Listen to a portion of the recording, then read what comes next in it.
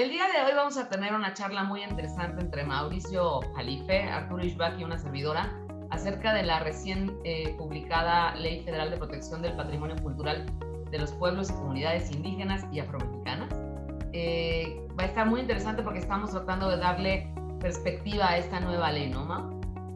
Pues sí, y yo creo que la pregunta que todos nos hacíamos cuando veíamos que alguna firma de moda extranjera usaba diseños indígenas en México o en el mundo era, bueno, ¿y hasta cuándo vamos a reaccionar y lo vamos a tratar de evitar? Pues hoy en el programa trataremos de contestar estas interrogantes. No se lo pierdan.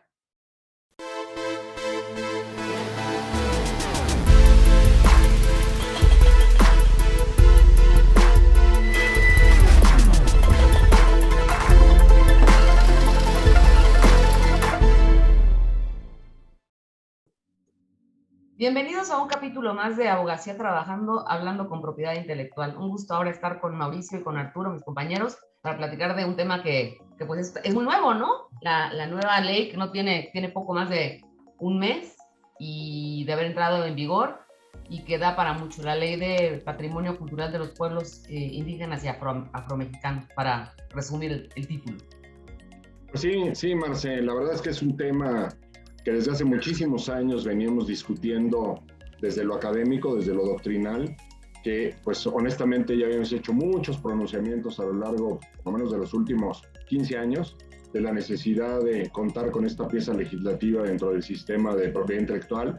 Ya se habían presentado cualquier cantidad de casos en México de plagio o de apropiación indebida de creatividad de los pueblos indígenas, y pues necesitábamos una ley de este tipo. Ahora hay que ver exactamente hasta dónde llegó la ley, qué tipo de tratamiento le da a estos derechos colectivos, a las expresiones culturales tradicionales y el conocimiento tradicional básicamente, y cuáles van a ser los desafíos y los problemas de instrumentación, porque ahí me parece que hay un reto mayúsculo.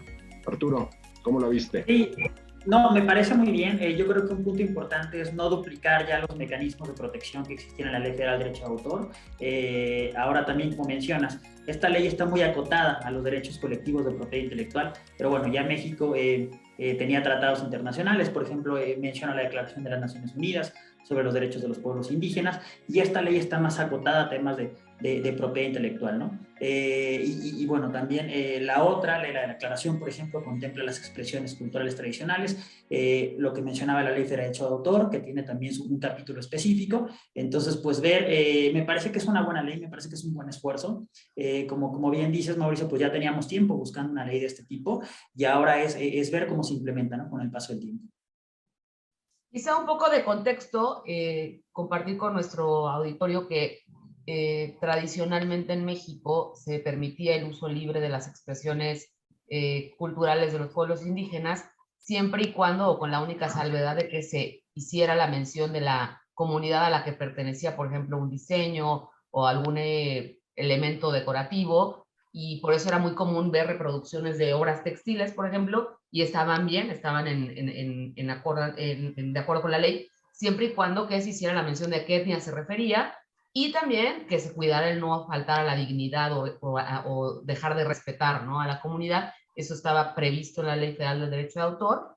Hubo una reforma, antes de la entrada en vigor de esta ley, hay una reforma en donde cambia el juego completamente y le dicen, no puedes utilizar ninguna expresión de comunidades indígenas si no es que tienes una autorización para tales efectos, con lo cual se le da una vuelta de 360 grados a la manera en la que tradicionalmente se utilizaban este tipo de expresiones. Y recordarán muchos que hubieron muchos reclamos, particularmente por parte de la Secretaría de Cultura, en donde se reproduce un diseño textil en un mueble o en un vestido o en alguna maleta, por ejemplo, y habían reclamos y reclamos diplomáticos, y lamentablemente no se podía hacer nada porque, como bien lo explicó Mauricio en una entrevista que le hicieron expresamente para tratar el tema en aquella época, pues no había un ordenamiento con base en el cual se pudiera hacer una reclamación formal, cosa que con esta nueva ley ha cambiado completamente. Sí, todo un mecanismo a través del cual aquellas comunidades que se sientan agraviadas pueden hacer una reclamación que puede llevar a infracciones administrativas, puede llevar a temas de daños y perjuicios, puede llevarnos acciones penales, digo, de lo que platicaremos en el transcurso del programa, pero bueno, es como un antes y un después de la intervención que ha tenido particularmente la Secretaría de Cultura para tratar de defender este tipo de expresiones culturales. Y bueno, yo quisiera nada más agregar justo en esta intención, digamos, de dar un poco de contexto, que no es un tema, digamos, surgido simplemente de una reacción legislativa ante una situación anómala en el mercado, en donde las voces que se van suscitando para condenar el uso indiscriminado de diseños indígenas, sobre todo por parte de firmas extranjeras, pueda ser visto como un abuso y necesite una sanción. No solamente viene de ahí el tema. Obviamente que eso nos lo pone, digamos, a flor de piel, nos hace percibirlo con un sentido de urgencia distinto, pero es un tema que se viene trabajando desde hace 30 años o más, que viene desde luego desde la parte, digamos, de la integración y el reconocimiento de los derechos indígenas en todas sus dimensiones. Esta es una más, digamos, de los elementos en donde este tipo de comunidades tienen que ser tratadas, vistas y estar dentro del sistema normativo en una condición diferente, sobre todo para evitar la discriminación y pues un trato normalmente marginal del que han sido objeto. Podríamos casi decir que es, en términos de justicia, les debíamos una legislación de este tipo, que a nivel internacional se ha venido fraguando este contexto y esta necesidad desde hace muchos años. El Tratado de Nagoya, por ejemplo, claramente establece la necesidad de que en cualquier caso, si se usan conocimiento tradicional, sea con conocimiento previo, libre e informado de parte de las comunidades y que en todos los casos tengan derecho a una retribución por su aportación. Pero el tema desde lo académico pues plantea interrogantes francamente fascinantes para el derecho de propiedad intelectual, porque estamos ante una disyuntiva muchas veces de obras que probablemente fueron creadas hace 500 o 600 años o más, pueden ser fórmulas herbolarias milenarias inclusive, y que hoy están, digamos, gozando de protección como si nunca hubieran caído al dominio público o como siempre hubieran estado reservadas en favor de un autor que además es un autor colectivo y que además puede ser que ciertas prácticas o ciertas creaciones cesaron ya en el tiempo. Entonces, digamos, como objeto jurídico de protección, pues es un desafío para la propiedad intelectual, o lo fue, encontrar respuestas para tratar de, en una forma balanceada, ofrecer protección, reconocimiento, pero al mismo tiempo no limitar la posibilidad de su explotación por parte de terceros. Porque vamos simplemente a suponer, a hacer una pregunta muy simple y a ver, Arturo, cómo lo aborda. ¿Qué pasa cuando una comunidad es dueña, ya no digamos de una expresión cultural tradicional, hermosa, de una ceremonia, de un ritual, etcétera? No, que sea dueña de una fórmula que efectivamente ayuda a prevenir o a erradicar el cáncer. Hace sentido que esa comunidad pueda mantener bajo su custodia, bajo su control absoluto, bajo su propiedad, como lo define la ley, esa formulación, limitando absolutamente la posibilidad de que terceros la conozcan y la usen para beneficio de la humanidad.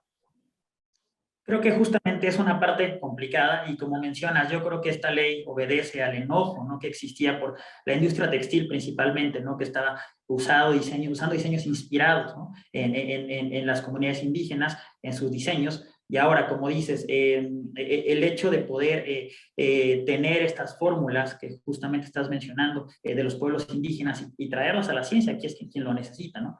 Sin embargo, también pienso que las sanciones por usar este tipo de conocimientos tradicionales, expresiones culturales tradicionales, también son muy elevadas, ¿no? Seguramente tocaremos ese tema más adelante, pero bueno, justamente la intención de la ley es buena. Sin embargo, podría llegar a desincentivar la inversión extranjera y el uso precisamente de expresiones culturales tradicionales con las sanciones, ya sea tanto de prisión como también económicas, que son demasiado elevadas, ¿no? Entonces, vamos a ver igual cómo se implementa la ley para ver qué tan efectos positivos lleva a tener, teniendo en cuenta que el espíritu es bueno, ¿no?, de esta ley. No queda la menor duda. Yo ahí, Marcelito, te quisiera un poquito pasar la pregunta de qué características tiene esta protección, porque pues parecería que ahora nos pasamos al otro extremo del sistema, es decir, ahora es un superderecho, ¿no? Sí, antes de ver eso, yo abonando un poco a la pregunta que te haces, este interrogante de decir, o sea, hay una fórmula que sirve para curar una enfermedad que obviamente afecta a toda la humanidad y qué tan válido es reservar esa fórmula a una comunidad privando o eliminando la posibilidad de que la humanidad en general se pudiera beneficiar de su uso a través de una aplicación industrial, ¿no? Que claramente la comunidad no podría conseguir.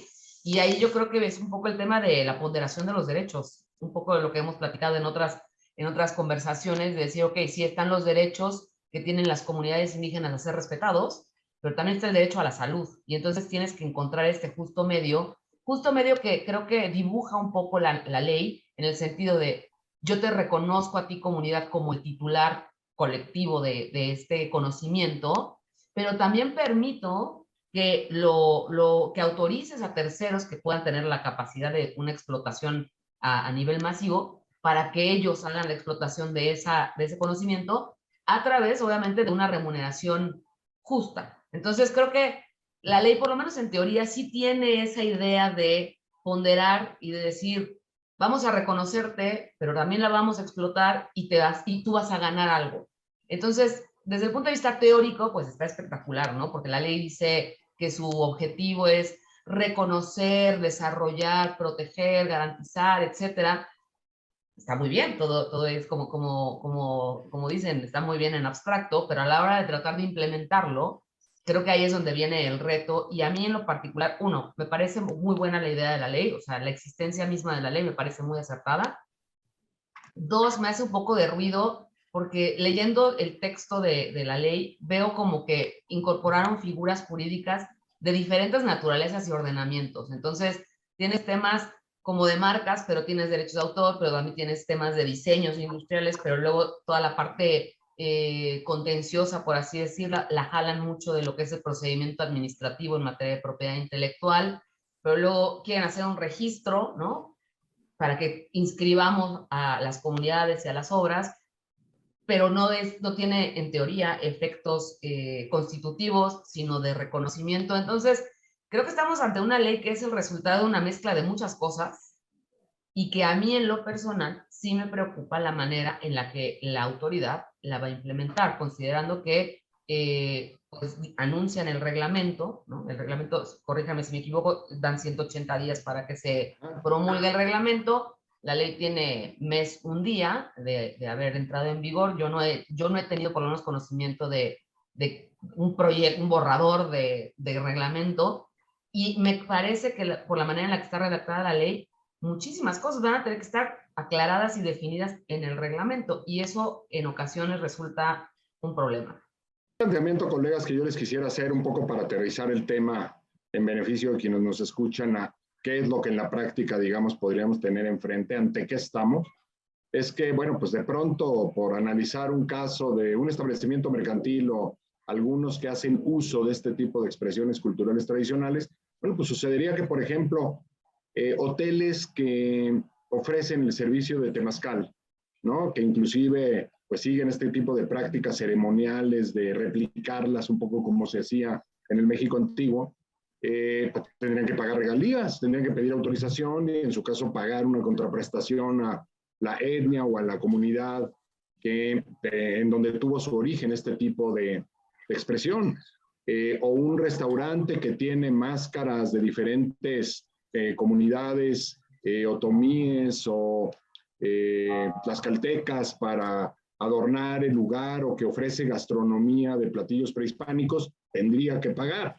Ese es el tipo de supuestos en donde vamos a ver en lo concreto, en lo cotidiano, que la ley tiene eficacia, tiene alcances, pero saber a quién pagarle, quién nos representa, cuántas comunidades reclaman propiedad o titularidad sobre esa expresión cultural tradicional, y luego cómo se instrumenta en la parte práctica, que las comunidades o pueblos indígenas van a expedir una factura y van a agregar el IVA.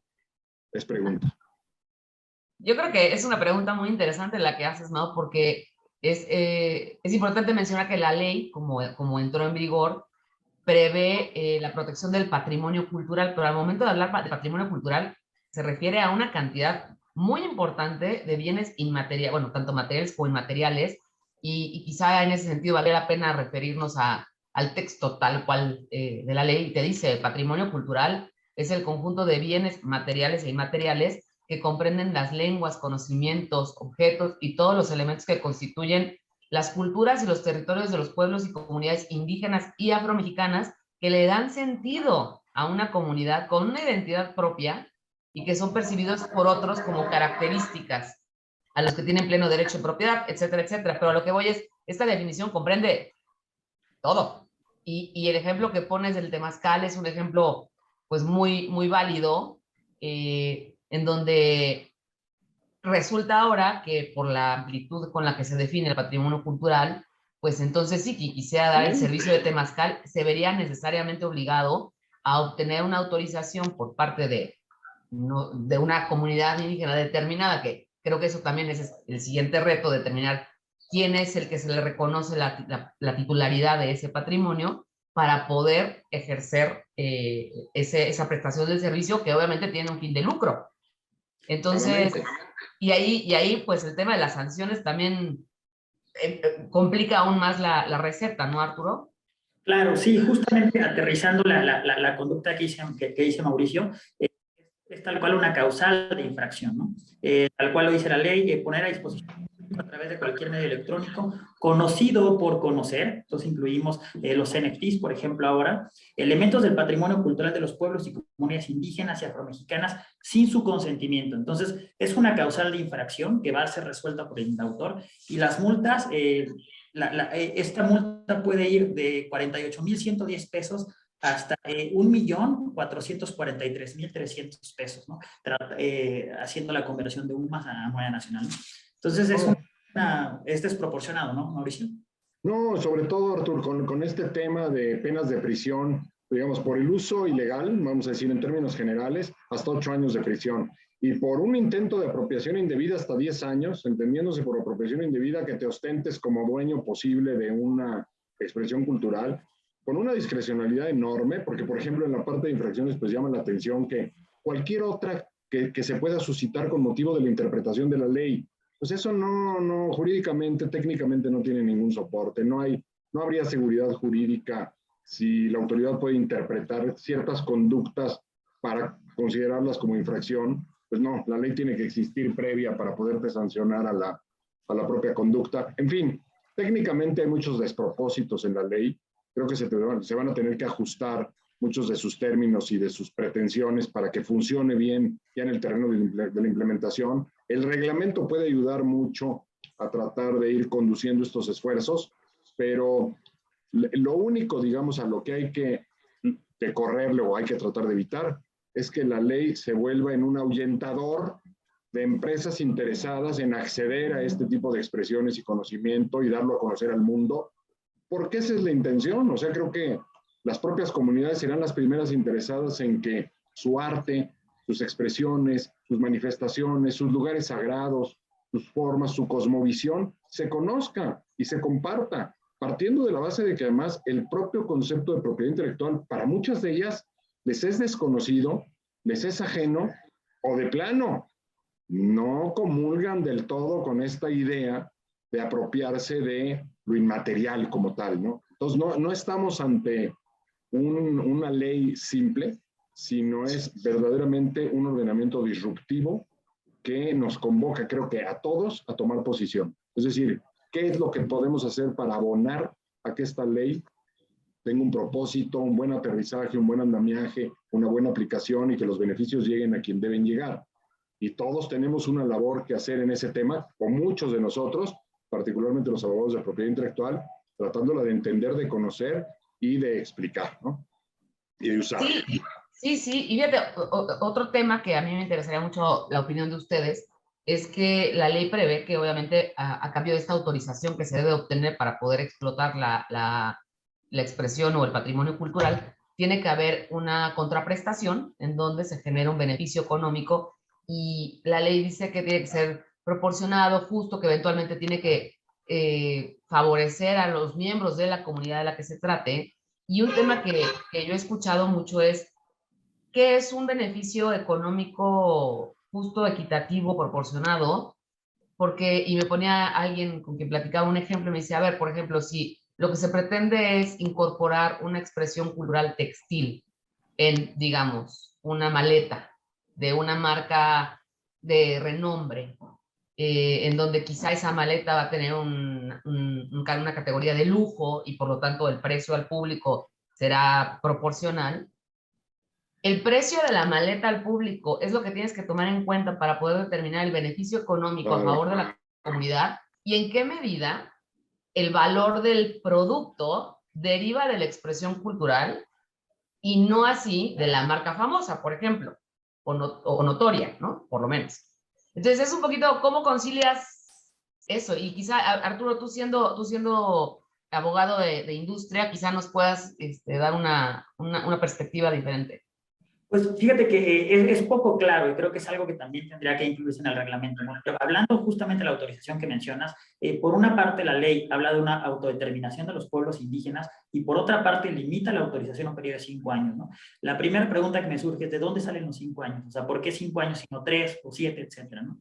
Y segundo, que también creo que es, retomando el comentario que hacías hace rato, la combinación de autoridades, ¿no? Por una parte tenemos la parte registral, que lo va a llevar el Instituto Nacional de los Pueblos Indígenas, y por otra parte los delitos, que lo va a llevar la Fiscalía General de la República, y las infracciones en materia de protección, que son unas infracciones totalmente nuevas, no son las infracciones en materia de derechos de autor, que maneja Indautor, en materia de comercio, que lleva el INPI, sino son infracciones en materia de protección, ¿no? Que va a llevar, que se van a desahogar ante el Indautor, ¿no? Entonces ya tenemos por lo menos 3 autoridades aquí, ¿no? Y bueno, entonces, además, justamente lo que comentas, ¿no? ¿Cómo calcular ese beneficio, ¿no? Si partimos de la base que ni siquiera sabemos de dónde sale el estándar de los 5 años, este beneficio podría ser muy complicado de determinar. Yo creo que el reglamento tendría que esclarecer cuáles son los parámetros, así como existen los aranceles. Por ejemplo, la Ley Federal de Derecho de Autor habla de aranceles de acuerdo a los usos y costumbres de la industria, ¿no? Entonces, ahora va a ser complicado cuáles son los usos y costumbres de, no sé si llamarle la industria indígena, no creo que sea el caso, pero los pueblos indígenas como tal, ¿no? Y yo creo que tendrían que basarse en su autodeterminación, aconsejados por el Instituto Nacional de los Pueblos Indígenas, quien tendría que ser la autoridad en fijar este beneficio económico proporcional para los pueblos, ¿no? No, y justamente, Arturo, esto que planteas y que Marcela comentaba, por ejemplo, de cómo valorar cuál es el agregado de valor que un elemento ornamental de por ejemplo, un diseño de tipo textil que se aplica a un producto concreto. Pues la verdad es que si nos vamos a los estándares de lo que normalmente en materia comercial se establecería para el pago de regalías sobre la venta de un producto en estas circunstancias, pues seguramente va a resultar que cuando lo analice el Instituto Nacional de Pueblos Indígenas o la Secretaría de Cultura, pues va a decir, oye, es que es muy bajo, es que es muy poco, hay que dividirnos la utilidad. Pues es que no funciona así el comercio, y normalmente pagar un 3, un 4% por el uso de una marca o de un diseño, pues sería lo normal, vamos a decir, en términos de cuáles son el precio de venta al público, y ese es el pago de la regalía, porque eso es lo que en la industria se considera como el valor agregado por un diseño que resulta atractivo para el consumidor. Ojalá que partamos de este tipo de parámetros comerciales ya muy conocidos, muy usados, y que no se pretendan cuestiones totalmente fuera de contexto comercial, simplemente porque los costos no dan, y entonces las empresas van a buscar otras alternativas, y eso es lo que no queremos. Lo que queremos es que se usen, que se difundan y que efectivamente lleguen beneficios a las comunidades, que tampoco la ley dice exactamente cómo se van a administrar, lo cual también puede ser todo un tema, ¿no? Sí, yo creo que aquí digo, la ley ya está ahí, ¿no? Ya ahora sí está promulgada, está en vigor, pero si yo fuera autoridad, digo, además de estar un poco agobiada, creo que me daría la tarea primero de tratar de generar un censo exhaustivo y poder implementar el registro que prevé la ley. Sí.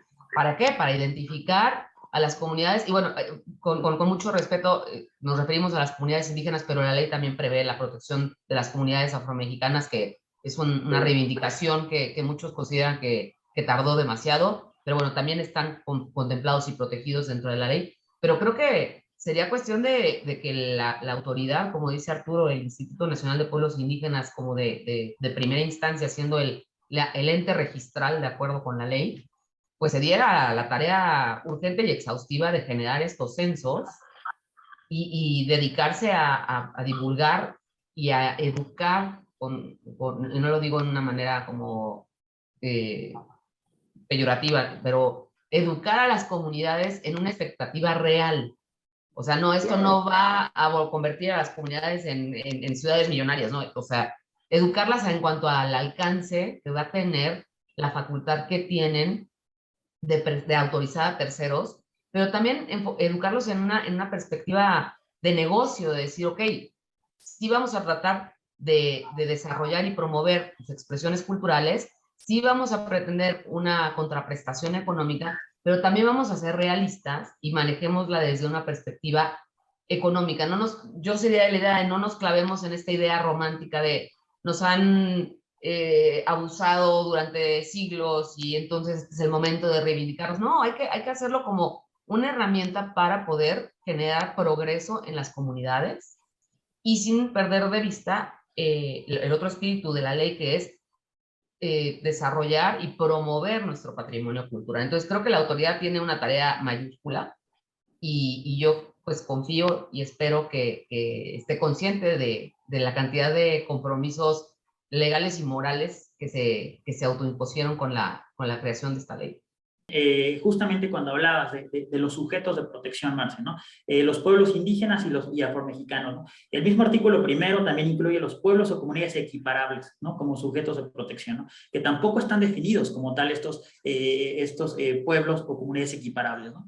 Y el segundo comentario que tengo, que igual tal vez podríamos comentar en otro programa, o si nos da tiempo ahora, en los delitos de apropiación indebida se incluye cuando la creación o autoría fue inspirada, ¿no? Entonces, aterrizándolo en los casos concretos como el Zarape que hemos visto recientemente, del estado de la comunidad de Saltillo, perdón, son artes, son materiales textiles inspirados, ¿no? Entonces ya esta inspiración o este grado de confusión que la misma ley habla e incluye muy semejante a las marcas, nos abre la puerta para que se dé este delito de apropiación indebida, ¿no? Sí, lo cual creo que es muy delicado y que justo por eso se van a necesitar algunas precisiones. Y una de las precisiones que señalabas, Arturo, y que pues creo que el reglamento podría ayudar, es el de los grupos equiparables, porque esa palabra pues nos lleva a eventualmente ponderar la posibilidad de que todo el arte sincrético en México, por ejemplo, todo el arte indígena que está plasmado en fusión en la construcción de recintos religiosos, por ejemplo, de iglesias, etcétera, en multiplicidad de pueblos y comunidades en México, está o no está protegido por la ley. Esas comunidades en donde se dio mestizaje, vamos a pensarlo así, están o no están consideradas dentro de la protección de la ley, porque al final pues también sería un trato desigual marginarlas de la posibilidad de gozar de estos beneficios cuando tienen un arte exquisito, ¿no? Y mucho de nuestras manifestaciones pues es justamente esta fusión de culturas. Entonces habría que responder todavía muchas preguntas dentro de todo este contexto, pero bueno, creo que, como bien decía Marcela, ahí está la ley y tenemos ahora sí que para rato para seguir con las discusiones y alimentar, digamos, estas dudas, creo que razonables, para empezar a encontrar respuestas y ajustes. O sea, al final lo que se ha mostrado este Congreso es que es muy activo en la emisión de leyes y reformas y por lo tanto, pues aspiremos a que lo que está, pues, desproporcionado, injustificado, técnicamente poco soportado, pues podrá mejorarse en un segundo momento. Pues bueno, creo que, como bien decimos los tres, hay material para analizar y daría lugar a otros 2, 3, 4, 5 programas y ver cómo evoluciona. Ojalá quizá podamos hacer un ejercicio en donde busquemos a alguien de la Secretaría de Cultura para obtener la visión que ellos que tienen en mente, ¿no? Y bueno, pues yo creo que podemos hacer el compromiso con nuestro auditorio de ahora buscar la otra parte de la historia. Exactamente. Bueno, pues muchas gracias por acompañarnos y compañeros, un gusto siempre verlos, aunque sea por aquí. Pues sí, muchas gracias y nos vemos para la siguiente.